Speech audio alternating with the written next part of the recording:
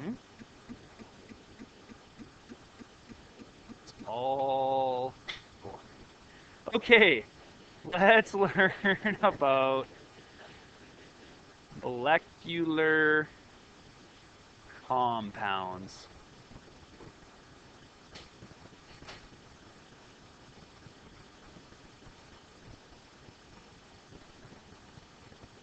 Ooh, that's nice. All right, so what's that? No, we're not gonna try peach. No. So the question is, we've learned, right? We've studied electron transfers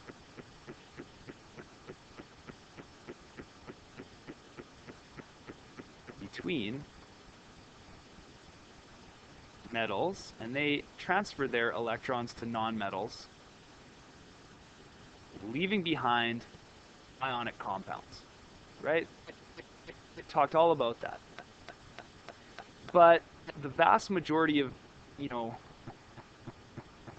vast majority of compounds we deal with on a day-to-day basis are not this type.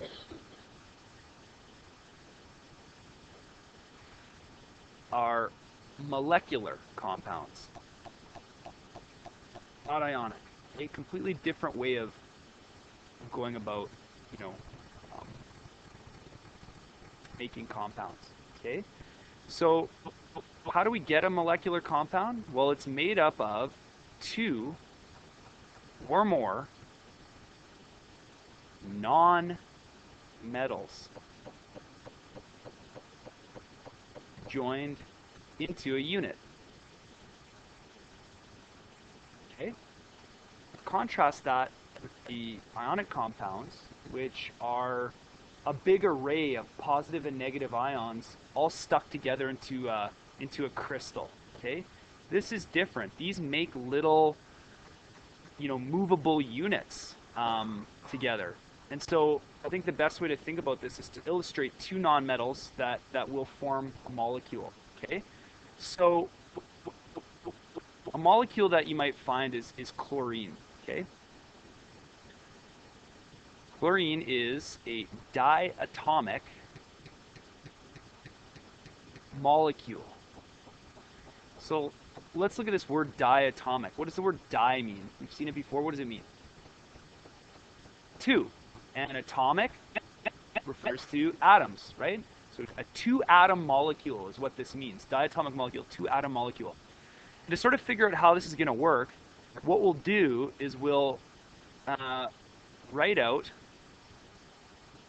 two chlorine atoms and see why they might form themselves into a molecule. Okay, we have to hurry a little bit because we're almost out of time, but let's just look and see. How many electrons are there around a chlorine atom in its outer shell? Good. 1, 2, 3, 4, 5, 6, 7. And we'll use little X's on this guy just to show where they come from. Now, if I put these together, it might not be immediately obvious what's going to happen because this guy, his shell would be full if we add an electron to it. And this one, same situation, but neither of these is in a position to give up an electron, right? Neither one's a metal. So when they react together, what nature ends up doing is it ends up giving them both what they want, but they're going to have to share electrons between them, okay? So what ends up happening is these, oops, I don't like that. I want to go back to what I had. What these will do is they'll end up forming a new kind of bond in which the electrons are shared between the two different molecules. Okay? This is called a molecular bond, and what it forms is a molecule, an individual unit rather than like a large crystalline structure. Okay? So if I'm talking about chlorine gas, I'm talking about Cl2, and what that is it's a bunch of these molecules all kind of bouncing around together and knocking off one another. And so what we do to show this is we actually draw kind of like a Venn diagram around here. So what we say is, if we look, this chlorine atom with the sharing has the 8 electrons that it needs to have a full shell. And this one with the sharing also does. Okay? So what we've created is we've created a new kind of thing, and this is called a chlorine molecule. Okay? No ions at all involved. And this shared pair of electrons right here, call it a shared pair. This is called a molecular bond. So it's a totally new way of thinking about compounds. Okay? So maybe we should let's try one more. Why don't we just try fluorine? I mean, it's very similar, but so if we have two fluorines, turns out they're also going to kind of join together in the same way. So instead of drawing the electrons, moving from the metal to the non-metal, right? We show that, oops, that's not right. Sorry. We show that we've shared electrons between the between these two elements. Okay. So there's 8 there. 7 that it brought plus the one that it's sharing. The 7 that this brought plus the one that it's sharing. There we go. There's a shared pair. And this is a fluorine molecule.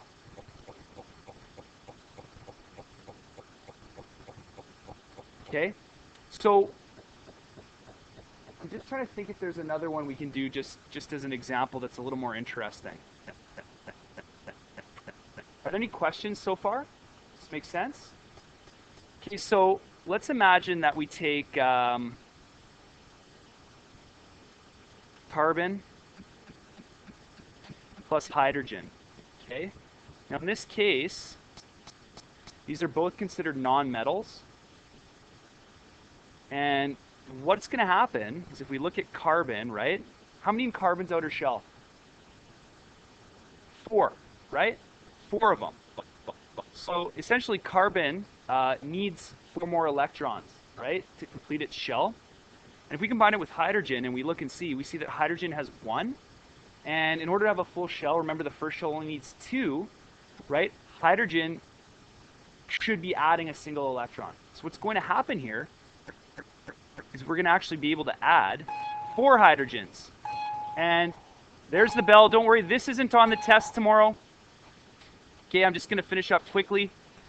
And there's 2 around every hydrogen, and then there's the sharing with carbon to have 2, 4, 6, 8 around it. Okay? We'll finish up tomorrow. Thanks.